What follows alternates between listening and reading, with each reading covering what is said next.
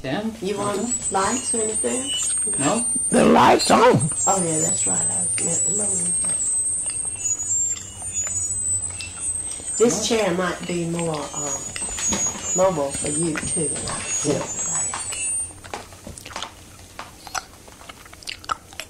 everybody. Could you introduce me to your friends here just a moment, just so I can hear a sound from you? Yes.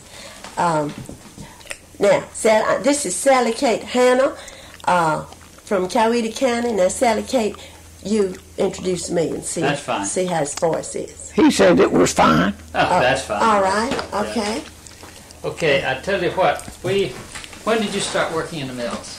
In April 1929. And why did you start working there?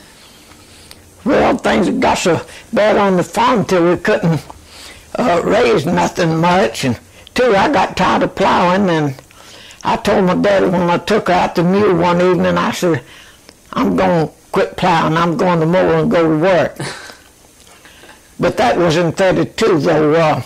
But I started working April 1929 over there for 5 cents an hour. Oh my goodness. 60 hours a week. Ooh. And I got $3.50 for a week's work, and I paid $2 of that for house rent. And then the mill closed down the latter part of that year, and it drug on. Well, it didn't open up in 30 at all. In 31, it started back on a small scale and increased a little bit more in 32, and that's when I told my daddy that I wasn't going to play anymore. I was going to go over there and go to work. Well, I thought plowing was a man's job. It was mine too. I reckon I did it. Did you have brothers? Sir? Did you have brothers? Oh, sure, I had 4 brothers, but they was all gone from home. Oh, I see. So you're the only one left then. They'd already married and had their own families. Right. Uh-huh. And I decided I didn't want to plow no more.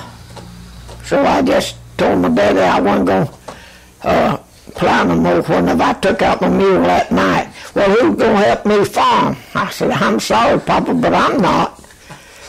So I went back over there, and then Mr. Jeff Faulkner stood around there and talked a little bit. I said, Mr. Jeff, I come back over here to go to work this morning.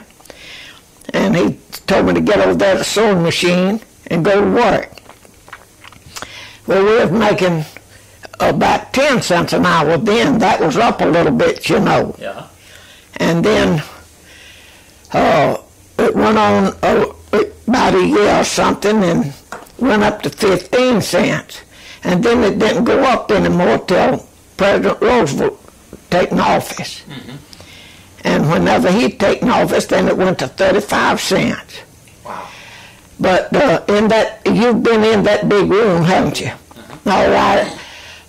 That big room housed the knitters, the loopers, the seamers, the hemmers, the inspectors, and the boarders. Mm-hmm. And in the very back down there was the dye room. Mm-hmm. It had all of that. Well, there was an open space between that building and the one down next to the railroad, you know, and they finally took that in and made the boardroom there. Mm-hmm. And they moved us then upstairs over that building next to the railroad down there.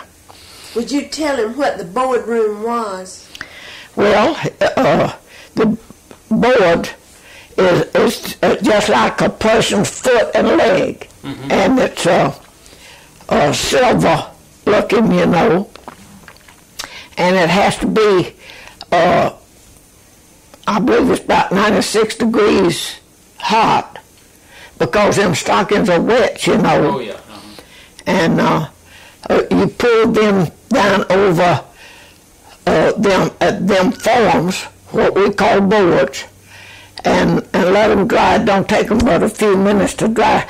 You put 6 down one side, you're in the same alley, and you put 6 down the right side, and take off the left side as you come back and replace them, and the right ones are ready to take off then. Yeah. Well, now, when the government made them pay you more money and work shorter hours, did anything happen to the machinery? Did you have to work harder? Oh, no, sir, no, sir. They had mechanics that would keep up their machines all the time. Mm-hmm. And I started seaming, that is, put a seam up the back of the stocking, in 1932, and I seamed through 1949. Was it always cotton stockings? No.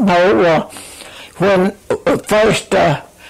I first went to work there, they had what they call the banner machines, that made cotton stockings only, and it didn't make the hem, make cotton, had to put it on a contraption and sew the hem on.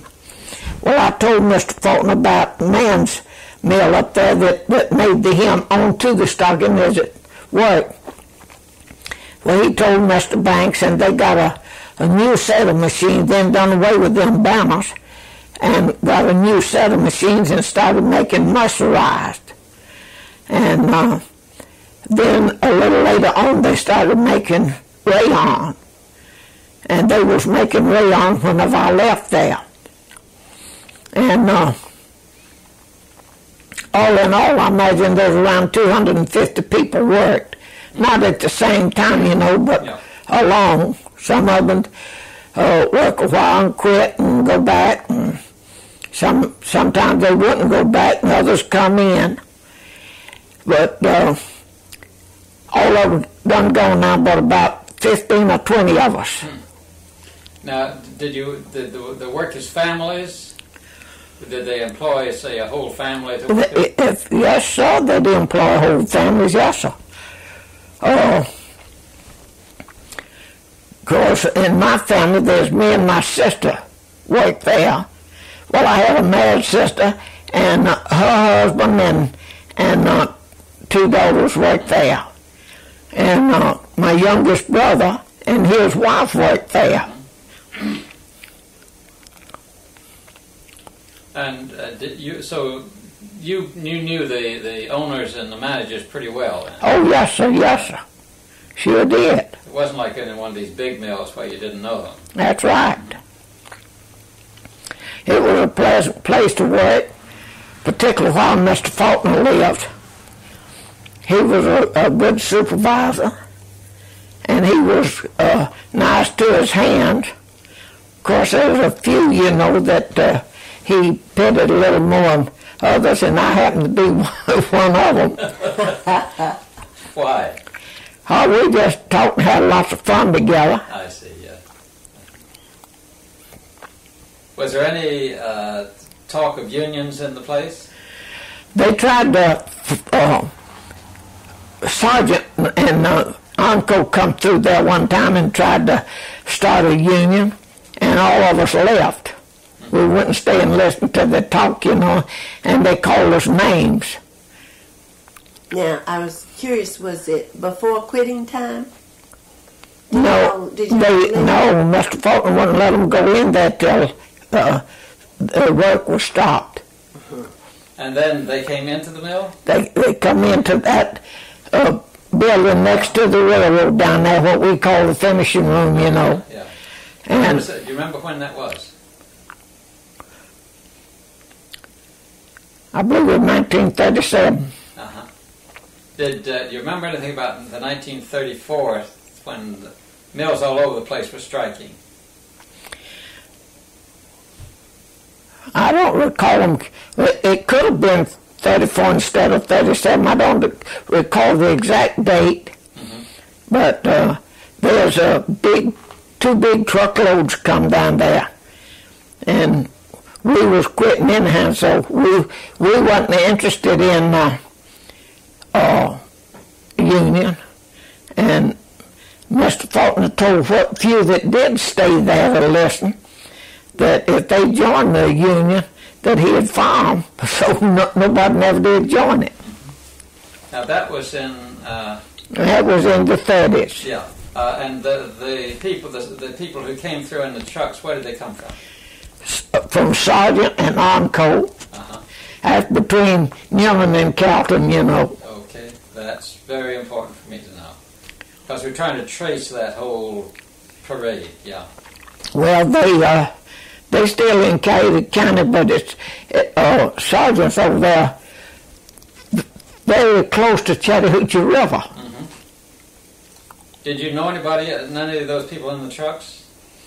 No, sir, I don't think I did. I don't recall knowing any of them. And that was just at one time? Yes, sir. Uh-huh. They didn't come back anymore. They called us names because we left, you know. Yeah. Well, did they go on to Grantville, or? I don't know where they went from there. They didn't get nowhere at Moreland, though. There was a few stayed to listen to the talk, and that's how I knew they called us names, you know. Mm-hmm. You remember what names they called you? Scabs. Uh-huh, okay. Now, I've talked to some people about the different kind of gradations in the mills. People who worked in the woolen mills somehow said they were better off than the people in the cotton mills. Were you better off than the people in the cotton mills because you were in hosiery? I don't think so. I worked in all of them. I worked in that woolen mill, and I loved them looms better than anything have I seen. Where did you work in the woolen mill? In Newman. Oh, you did? What was the name of the mill you worked at in Newman? Well, it didn't have no name for it. I know George Chekowitz was the supervisor. Is it over there in East Newman? No, it's you know where your old Bible shop was there at the corner of Spring and LaGrange Street? I sure do. Well, that's where it was at, upstairs there. That's where a man's hosiery mill first started, you know. M-A-N-N. When was that you worked in the woolen mills? It was in the 40s, yeah. I think. Yeah. About 1940, I believe. So you worked in this mill here until it pretty well closed down, and then you moved? Right. Uh-huh. That was during the war then, maybe? World War II? Yeah. We made material for soldiers' uniforms. Is that so? Mm-hmm. And could you compare the working conditions in that woolen mills and the mill here? The hosiery mill? Yeah. Well, yes, no, so you couldn't compare it because that was looms. Them looms are bigger than that piano yonder. Yeah. Mm-hmm. And, I loved it. I enjoyed that. But Mama just kept begging me to quit. It was a dangerous job. Them shuttles fly out of there, you know, and hit somebody. It could kill them, but... Did anybody that you know of ever get hurt bad by one of them flying out? No. I have heard of those accidents. I mean, that it could happen. There's a woman worked there when I did Margie Barrow. One of my looms kept throwing bobbins out, you know. Mm-hmm. Bobbins is what the thread was on, you know. And they're about that long. A lot of power behind it, too. Something like that. And one of my looms kept throwing bobbins out, and it'd go in her alley, you know, and hit her. Of course, it didn't hurt her, but it made her mad. She come back with an arm full of bobbins one day, and she said, "Shut that D thing down or else." Oh. Well, tell me what it was like working in this mill here. Was it hot? Was it cold? Was it comfortable? Which one? In the mill here in... well, either one of them was comfortable. Yeah. In the summer, did they had fans or something going? No, they just raised windows, you know, they heat the windows around there. They just raised windows and let the air come in. But one funny thing happened while we worked there. My brother-in-law was bad about walking up under the against the wall, you know, under the windows. There's a pair of windows there. And my sister that lived here with me, she went there to pour out a glass of tea, you know. She didn't know he was... he had his hat on. You know, she poured that glass of tea. He looked took off his hat. He thought his hat was a gold mine.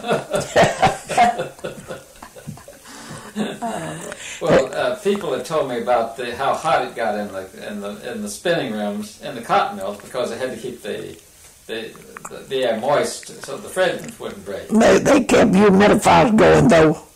Yeah. Yeah, because they had to have a certain amount of moisture even then, I suppose. Yeah. But that wasn't true here in the Oh, but in Noonan, yeah, in the woolen mills, yeah. Well, in the cotton mill too. Yeah, that's true. See, they had two cotton mills in Noonan. They called one of them the old cotton mill. That was in Noonan, and in East Noonan, it was East Noonan cotton mill. And I worked in the spinning room there some. They had to have them humidifiers going all the time.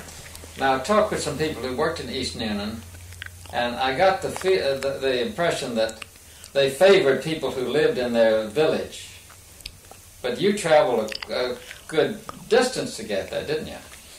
Or did you move over into the village? Well, we lived in the village about 2 months, I guess, and moved out over on East Broad Street.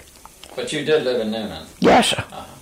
Was your daddy and mama still living there? Mm-hmm. Yeah, my mama didn't die till 49, and my daddy died in 56. I see. And they were not working in the mill, but you did? My daddy did. Me and my daddy and my sister worked there. Mm-hmm. You told me your daddy farmed, but he never did. Tell me about the times that he was farming, and you said at the end of the year that who got it and so forth. Oh, yeah. He worked for somebody, didn't he? No.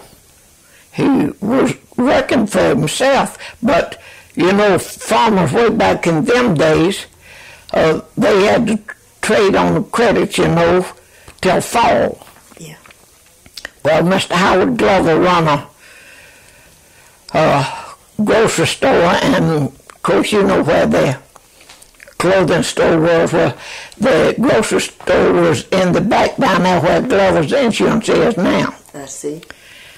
And whenever fall come, we made a bumper crop of cotton. And I did hate to pick it, but we made a bumper crop of cotton. And I think it was $1,400 he owed. That your daddy owed? Right. That was back whenever cotton was 40 cents a pound, you know. Mm. And, you know, well, I guess I better not say that because I don't know the circumstances behind it. But anyway enough, Mr. Glover bought cotton, you know, as well as the manjays, you know. Yes. And Papa would take the samples around here and there, and where he could get the best price, that's where he let the cotton go. So,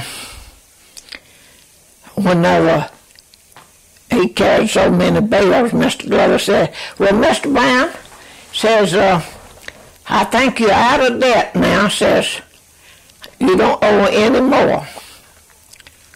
And he says, have you got any more cotton? Papa says, yes, says, my wife's got about a bale. Well, I better figure a little bit more. I think you might owe me a little more. Oh, that's right. Papa said, he told him, said, no, I don't owe you anymore. Says, you're going to give me a clean bill.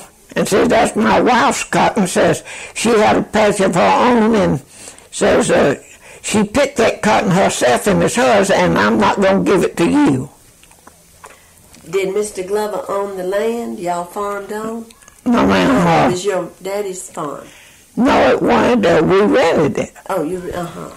But he furnished. They had to borrow money for right. and feed and for furniture. Yeah. Right. Yeah. Well, that was a rough time. How much education did you have? Sir? How much education? Me? Uh-huh.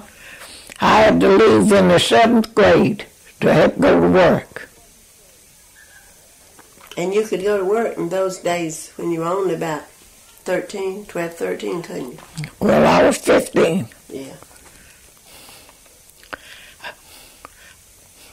Now, was that true of most of the people in the mill?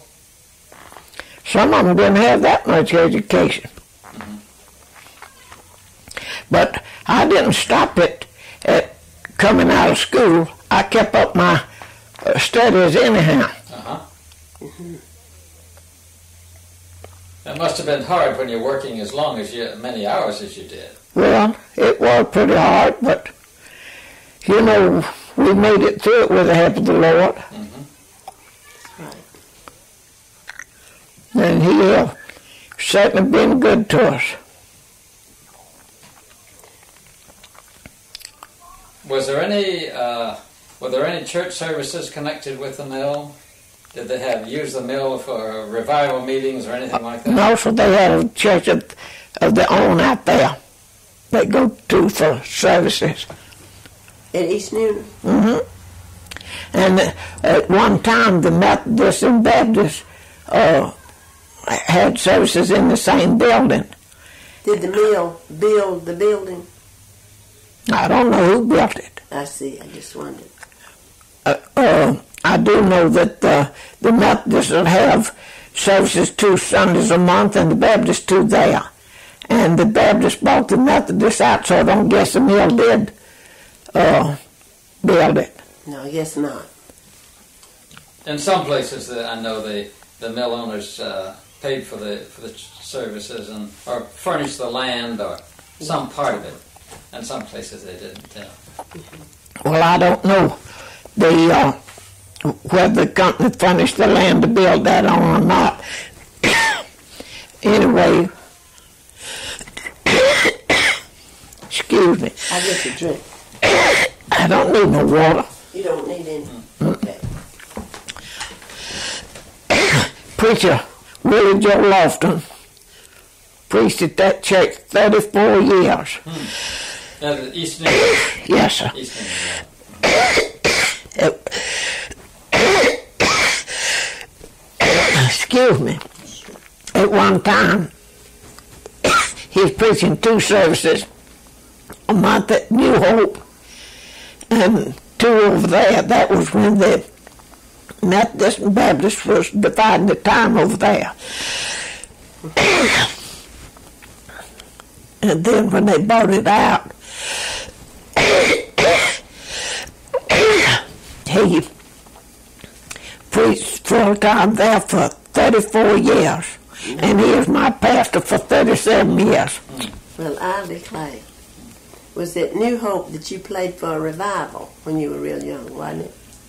Oh, yeah, I played for revival and funerals and everything else there. But I started playing at Rock Springs, my first revival. Yeah. How did you learn to play the piano? I had a music teacher. Did she come to your home? No, I went to hers. Uh-huh.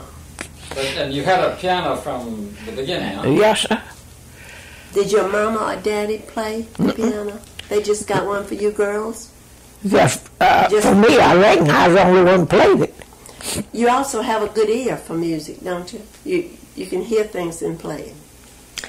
Well, not much, because I never did try to play by ear. I see.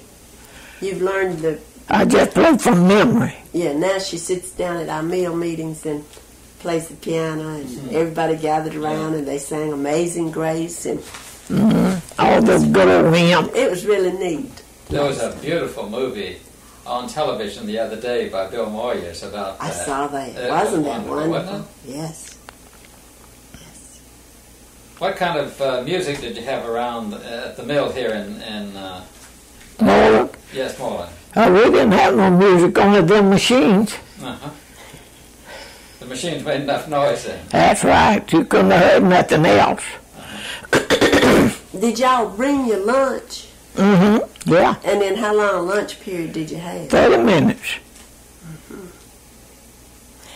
Could you bring things that needed refrigeration, or you just had to bring them on a sack and eat them up? No, we didn't have no way to refrigerate it. Mm-hmm. How did the women handle the child care at that time? Well, I don't know that any worked there that had small children. Mm-hmm. Did they kind of wait till they were a little bigger, and then they would go to work? I imagine so. I think Miss Thornton had about as small children as there was anybody that worked there. That was a overseer's wife, you know. So there wasn't any plan or arrangement in the mill, either here or in Noonan, for child care? I don't know about Noonan. I never did know about that, but they weren't at Moreland. Mm-hmm. Yeah. Did they have picnics and outings for the employees? No, sir. Mm-hmm. It was straight through work. Mm.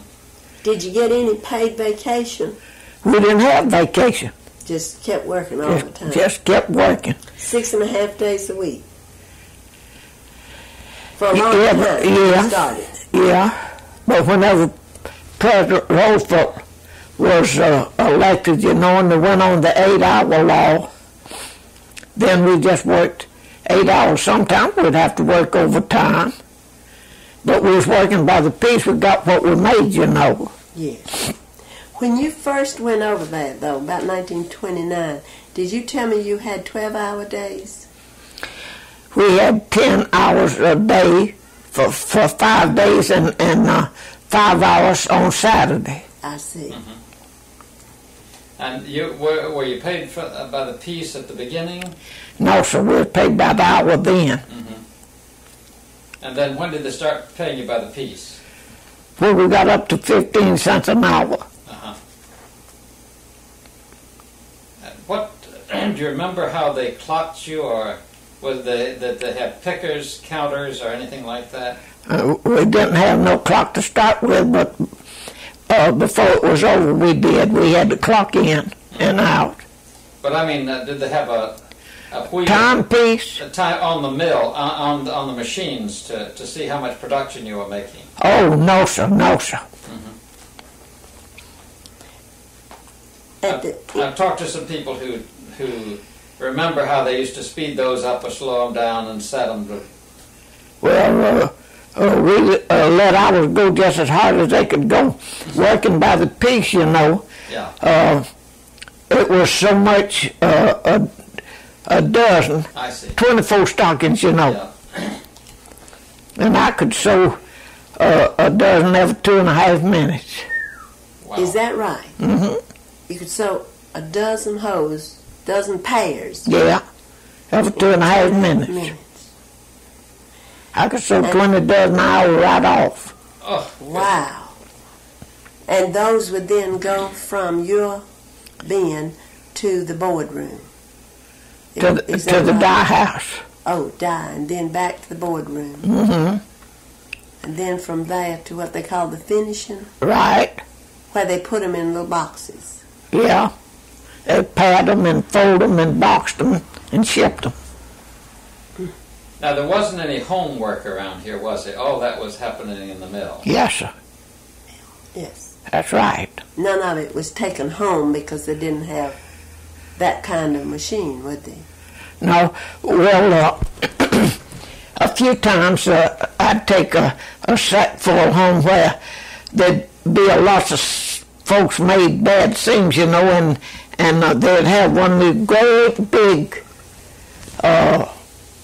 bags, you know, that they'd pack them back in, and I'd take them home and pull them out that way, you know, and reseam them the next day. Mm-hmm. You'd get them ready for reseaming. Yeah. And when you were at home doing all that, you just did it on your own On my own, that's right. Did you have to cook supper when you got in? No, Mama had the supper cooked when we got home. That was nice. Now, you had no children, I gather. No, sir. Uh-huh. And I've got no family at all. Mm-hmm. I'm glad I don't have no young ones. You got some nice nieces and nephews that keep an eye on you, don't they? One. One nice niece and one. What about Bobby? Didn't he used to work in the mill? Yeah, he used to work there. He worked a few months, I don't know just how many, in that asbestos plant down here in Hogansville. And he was called from there to the Army, you know, Marine Corps. During the war? Mm-hmm. Never did go back to the asbestos? No, when he come out of service, he went to work for Aldyke Pontiac place there. Mm-hmm. And now he's working for Coweta County. Well, we've just been looking at the museum and the, the place that they've made out of the factory for community gatherings and so forth. Right. I think it's just an ideal way to use an old building like that. It is. I think it's grand that they're keeping it up. Yeah. Miriam come way over here for me to go over there to be with them, and I appreciate it. And we have the best time, and you always play the piano for us. Oh, that's great. So it's really nice. One more question. Yes, sir. Do you remember when there was a movie house in your town? In Mold? Yes. No, sir. There was never a movie house there. I don't know of any that was there. You had to go all the way to Noonan. That's right. Is that the Had nearest? two in Noonan. Yeah. The Alamo and the Gym, remember? And the Halson. Huh? Halson. Oh, they had one at Harrelson? The name of Hylson. Oh, was it a movie house? Yeah. I didn't know that. Yeah. I was just wondering because I thought you might have played for it. You know, in the silent days. No, but my piano teacher did. You remember that? She played for the Alamo when it was silent pictures. Uh-huh. Is that right? Mm-hmm. I just got a movie the other day from one of my ex-students who made a film with a woman who played in the silent days. How about that? And she shows, exactly which piece she'd made when the horses were running and which piece she'd made when things got excited and the love scenes and all of that. That would be interesting, yeah. It was fun. Well, you've been very nice to talk with us. Thank you. Well, thank you for coming. I appreciate it. Very interesting. But we sure have enjoyed it. I always do, you know that. Well, I always enjoy you too. Oh, would you mind just throwing in that little story about working for that lady that told you, I think her name was Miss Nona. Oh, yeah. Yeah, tell Mr. Stoney about that.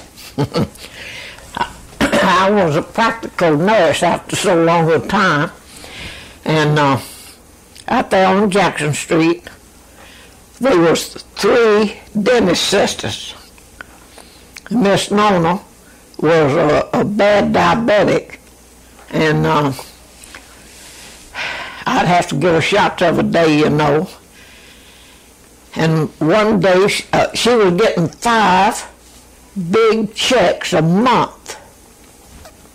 One day she says, "Sallie Kate, I'm going to have to let you go. My pocketbooks are getting flat." I said, "Miss Nona," I said, "you got money enough to burn up a wet dog." And I said, "If you go to heaven, the Lord don't worry. If you go to hell, it'll burn up time you get there." She still let you go, though, didn't she? Oh, yeah. She gave me that chair right there. Is that from Miss Nona's? What happened to her? She passed away. I was with her 3.5 years. But she didn't pass away right then. Oh, no, long time after that. She had inherited, who were her people? Sergeants or Arnolds or some of the people with mills? No, she didn't have no close relatives in Newman. Oh, I just thought if she got all these checks, she must have inherited. No, she was one of the big shots at the telephone office there, you know. Oh. and she made good wages there. Well, she bought stocks in New York Stock Exchange, the telephone company, the ice and coal company. Yes. And she just had gobs of money. I see. Well, them that gets it likes to keep it. And the house that she bought and lived in was one time a little old store. Huh. And she bought the house and the lot there, and she took the little old store part and made the kitchen out of it, and built the parts, next to the street out there, a real house, and it looks good. And it's on Jackson Street? Yeah, you know where the Christian church is? I do. Well, it's next door, back this side. Back toward town, I'm going to look at that the next time I go up there. Is it the one that's got a little porch? Yeah. Right next to the Noonan Hospital almost? Well, no, not Noonan Hospital, but anyway. Pep's Clinic. Pep Clinic and all? Yeah. It's right on Jackson Street. Yeah. And that's where you stayed with Miss Nona? Yeah. Sure I'll did. look at that next time I go by. They got a porch across the front and across the side. Yes, yes. I think I know the house. Well, we got to get back to Atlanta. But I certainly appreciate you talking with us. We better get you. Well, I enjoyed it, and I appreciate you coming and enjoyed talking with you. Likewise.